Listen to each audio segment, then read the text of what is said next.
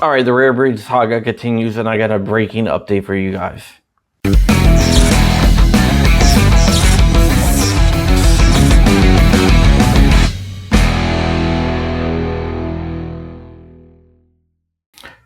All right, welcome back to my channel. My name is John Crump. I'm an investigative journalist with MLN News, the best damn news site on the planet, where we report on the ATF, FBI, and all the agencies of organizations wanted by the elite, your God-given and constitutionally protected right to bear arms. I am also a gun rights advocate with Gun Owners of America, where I'm currently serving as GOA's Virginia State Director. Okay, with that out of the way, if we get this video to 500 likes, I will go ahead and order the gun, either a VP9 SK or a Glock 43X, to be delivered at Pit Up a Poll on my community tab. Go check it out there. All right, so I was going to break down some legal documents in a live stream today over at John Crump Live, but I got this in.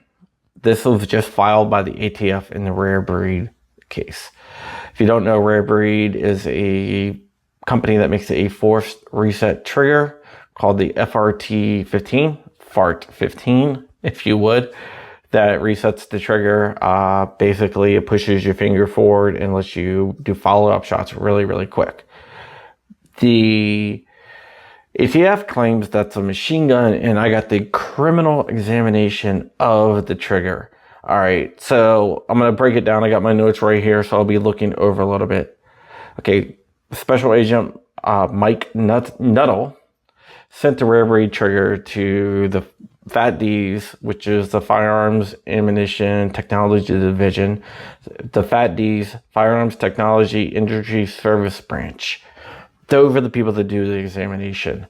The FEO, which is Firearms Evidence Officer, or, yep, I think that's what it is. Firearms Enforcement Officer, sorry about that. David Smith was assigned the case, and he looked over the trigger. Some of his notes state that in the FRT's patent, it says the device causes the trigger to be forcibly reset, and once reset, the movement of the trigger is blocked by a locking bar that cannot be pulled until the bolt has returned to battery, thus preventing the hammer to follow behind the bolt carrier.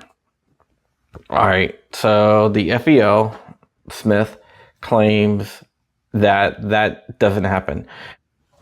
Smith claims that the trigger doesn't function by hammer follow. He actually writes a device designed to prevent hammer from positively resetting could cause the firearm to shoot automatically more than one shot without manual reloading by a single function of the trigger. We'll get to that in a second.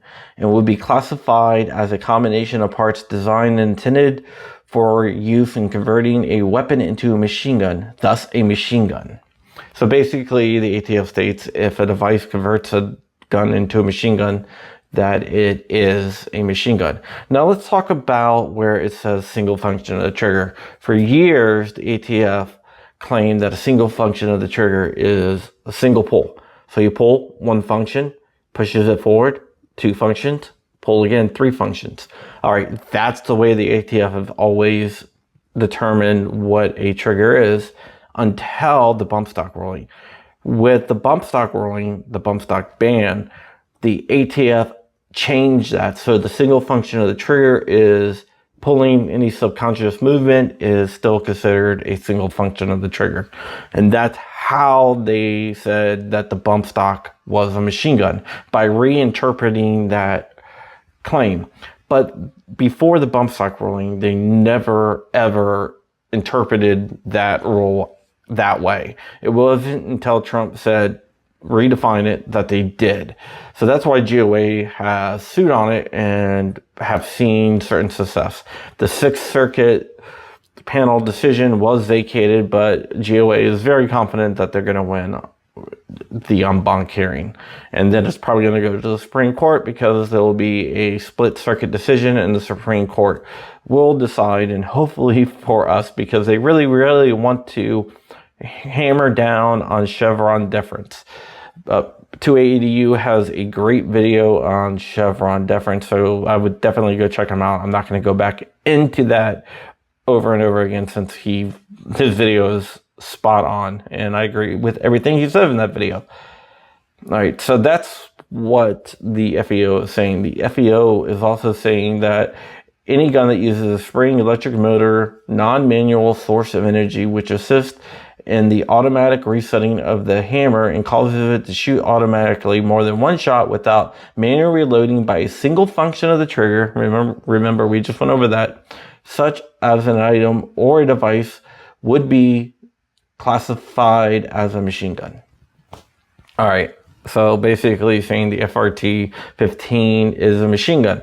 He took the FRT-15 and installed it into a Bushmaster. He fired a single shot, it worked. Fired a single shot again, it worked. He loaded 2 rounds, pulled the trigger, and he stated that the 2 rounds fired automatically. He repeated it again with another 2 rounds and stated that it fired automatically again. He loaded it up with 5 rounds, pulled the trigger, and he claimed that it fired again.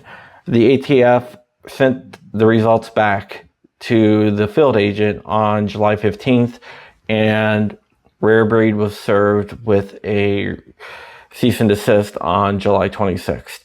Rare Breed has vowed to fight the ATF, and I'm hearing that they're not complying with the cease and desist. And they've listed some all-stars like Rick Vasquez and Dan O'Kelly. If you haven't looked up those guys, you should definitely look up those guys. So they're fighting it in court, and I have all the court documents. I was going to go over them in a live stream in a little bit on John Crump Live. So if you want to jump over there and check it out, I'm not really sure what time I'm going to go live, but I'm going to go through the documents in real time so you guys can see what I do. All right, I have a Patreon. If you like what I do, go to John Crump on Patreon and go ahead and help support me. Jump over to John Crump Live, of course. And with that, stay ever vigilant, stay ever free, keeping the fight, and I'm out. By the way, if you don't have